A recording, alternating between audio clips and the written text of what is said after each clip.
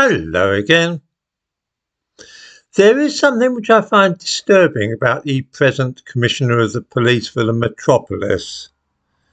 He is very much in favour of modern ideas about hate crime and the dangers of far-right conspiracies, to such an extent that he wants to make it illegal to mention the Great Replacement.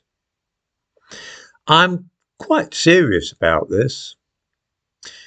The Great Replacement, as I'm sure that some viewers, perhaps most viewers know, is the idea that there is an organised plan to replace white people in Europe with those from Africa and Asia. In other words, to phase out white people in favour of people with darker skins. It's not a theory to which I subscribe personally, but a lot of people do believe it. In an interview in a podcast, which is run by two weird people, David Baddiel, the comedian, and Baroness Warty, who's a Muslim, they both talked about the idea of hate speech. They're obsessed with hate speech and the fact that there are not enough laws around it. Although many of us would cheerfully see even the existing laws scrapped rather than see more added. Mark Rowley says that it is outrageous that people can freely discuss things such as the idea of the Kalergi Plan or the Great Replacement. It's the word he uses, outrageous. After bemoaning the fact that the law currently prevents people from stirring up racial hatred as long as you're not threatening or abusive, Mark Rowley explains what he sees as the dangers. This is what he said. It is perfectly lawful at the moment to intentionally stir up racial or religious hatred, as long as you avoid being threatening or abusive. Well, quite right too. That is the legal situation. I honestly don't see the problem with it. If I can't stand Christianity or Islam, I should have a perfect right to say what I please about them, always provided that I do not urge anybody to violence. That's called free speech, you see. The head of London's police, though, sees this as a dangerous loophole which needs to be closed as soon as possible.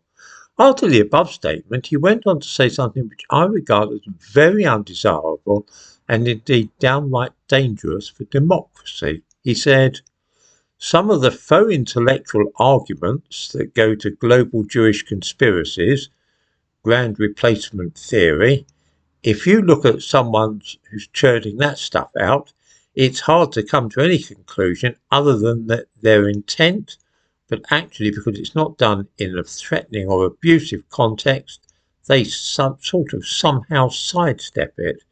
In other words, if someone starts trying to talk about the idea of the Great Replacement and persuade others that it's true, he thinks it should be possible to arrest that person. He wants it to be a criminal offence to talk about or spread the idea of the Great Replacement because it might stir up hatred against Jews. Presumably he would be in favour too of making it against the law to discuss the possibility that some Islamists would like to impose Islam on the entire country. I wonder if viewers see the problem here. I don't personally subscribe to the Great Replacement theory, but that doesn't mean that I think it should be against the law to talk about it, nor about the Kalergi Plan, which is something rather similar. Because if once you say that people cannot have a critical view of religions, which is actually what Mark Rowley has said, then you really are on an awfully slippery slope. Suppose I suggest that Catholics might owe more allegiance to a foreign priest in Rome than they do to the crown. Is that stirring up religious hatred? What if I think that Islam is dangerous and has no place in Britain? I don't, of course, think either of those things, but there are certainly people who do. Should those views be matters for the police? Mark Rowley is a dangerous man, one who needs watching.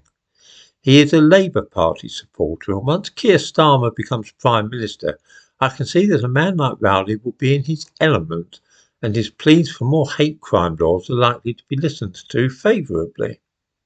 If he had his way, then the people currently comment here mentioning the Great Replacement would be liable to arrest because he specifically wishes to make discussion of the idea an offence.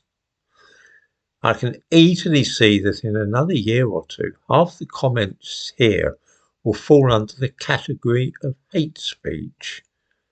This is how free speech vanishes.